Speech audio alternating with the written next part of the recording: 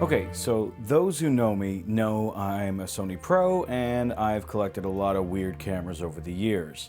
I just came across one that really didn't gain any traction in North America but was semi-popular elsewhere in the world, especially in Japan.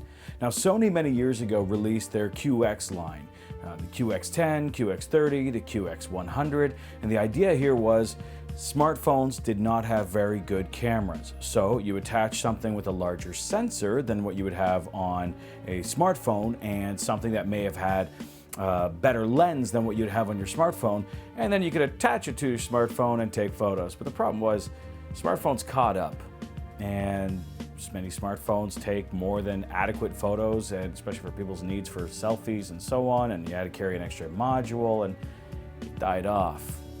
But the Sony engineers came up with one very weird concept, and I've got that camera with me now. That is the QX1. So, just for a size comparison, this is a Sony A mount 70-200 2.8, okay? Now this is a fantastic lens. However, it's only for A mount cameras. Everything I've got now is mirrorless and it's E mounts. And just like any mirrorless camera, you take the adapter, attach it to the lens, and now you can put it onto your mirrorless camera.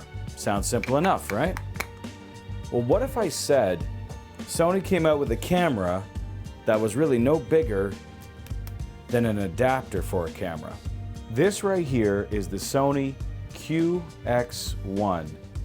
It is an actual full-fledged camera that when we take this off, you can see for yourself. Inside, it actually is a full-on camera with a larger sensor than what you'd have on any smartphone. It's APS-C, so it is a cropped sensor, but it means, being E-mount, we can put any lens onto here. The other cool thing that they had with this was that they had a smartphone attachment that you could attach to this. Let me just put that on right now, which then allowed you to get your smartphone and attach it to the back of this. Now, it looks a little comical, but it works. And now with a smartphone attached, let's put this now with a lens. Maybe the one we just had with the adapter on it. Okay, so this is a crazy setup. This is the 7200 G Master lens through an adapter, through the camera, and then everything's visible on the smartphone itself. And the smartphone's actually where you can take the picture. Now the good news is I don't have to always use the phone for that sort of thing. I can just open it up and leave it as one very large viewfinder. And then from there, they have a shutter button, which you can push halfway to focus, and you can also take the photo, click the shutter, that sort of thing. And then on the back here, your screen is also touch to focus. So I can touch the screen and it will find the focus of wherever I'm touching, which is very cool and very handy. But the real cool aspect about this camera is that it's able to actually take the photo and store the raw images, if you want to do any kind of editing later, on a micro SD card that you put inside of it. And it immediately transmits every photo as a JPEG, good quality JPEG, mind you, onto your cell phone. So if you're wanting to take a quick shot of something, post it to Instagram, post it to Facebook, whatever the case may be, you can actually do so by taking a photo with this camera, and it's already on your phone, processed, ready to go, and then you can do any kind of editing or add any filters or do whatever it is you want to do. But then later on, when you get back to your computer or tablet, you can certainly do any further editing with the raw files stored on the memory card, which in this case is 128 gigabytes. Now there is a flash built in. Not that it's very powerful, especially not for a lens like this, but it does exist should someone want to use it.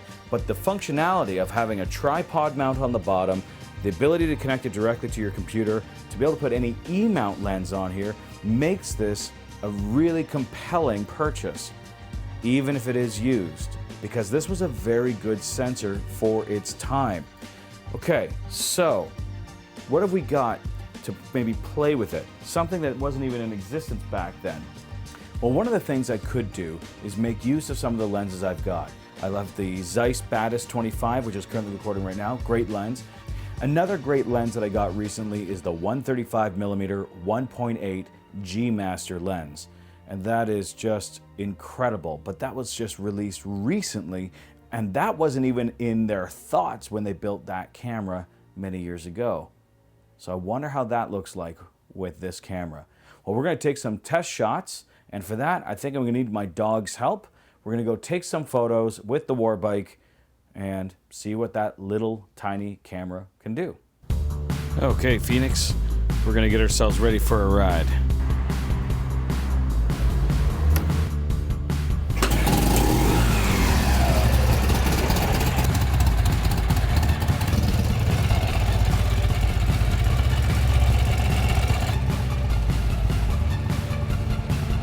All right, Phoenix, let's go. There you go. That's first step, and go. Okay, I know how you feel about these, but there you go. How's it feel? Good? All right, you're good. And we've arrived at our destination. Isn't that right? Yeah. So Superstar here is going to be my model for the time being. We're actually in a beautiful area on a slightly overcast sky behind General Motors in Oshawa, which is actually where we've got some nice marshlands available for us. So we're going to see how good a camera from a number of years ago that is no bigger than the size of an adapter could possibly be with a very modern, all-new 135G Master 1.8. Let's see what the best Sony has to offer up against one of the weirdest that Sony had to offer. So just as a point of reference, this is the lens that we're using right now. This is the camera, that's the lens. It's so tiny, but let's put the smartphone on it, see how it does.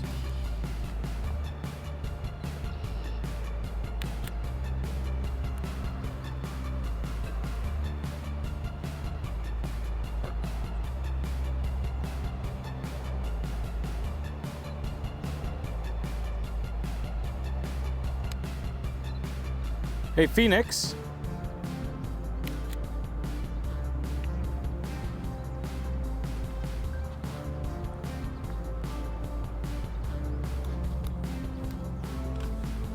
Now, taking images with this is a little odd because you're having to use your smartphone screen as your main and only way to see everything, but you get full controls over everything all from the screen, so you can do it by touch, which is great. And although I could take the photo right from here on the screen itself, they do have the shutter right here, which allows me to focus right there, as we've just done, on the camera.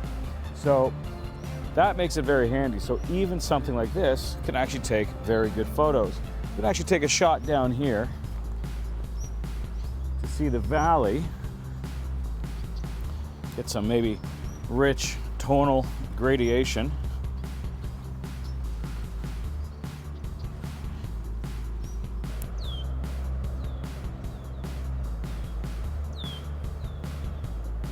So there you have it. One of the weirdest cameras to ever come from Sony, because it doesn't even look like a camera or really act so much like a camera, but it is a camera, even if it does look just like a lens mount. But you can use any E-mount lens, both APS-C and full frame with it, as we've just demonstrated here today. And it's actually pretty compact if you want to travel, because you can put both this camera and maybe your favorite street lens into the same space it would normally take to put inside a lens case. So now you don't have to worry about carrying a larger camera body. You already have your cell phone with you at all times. This might be the quick and easy way to get traveling. So best thing to do, find one that's used for a very good price or low price that's in good condition, because you're certainly not going to find any of these new. But anyways, thanks for watching.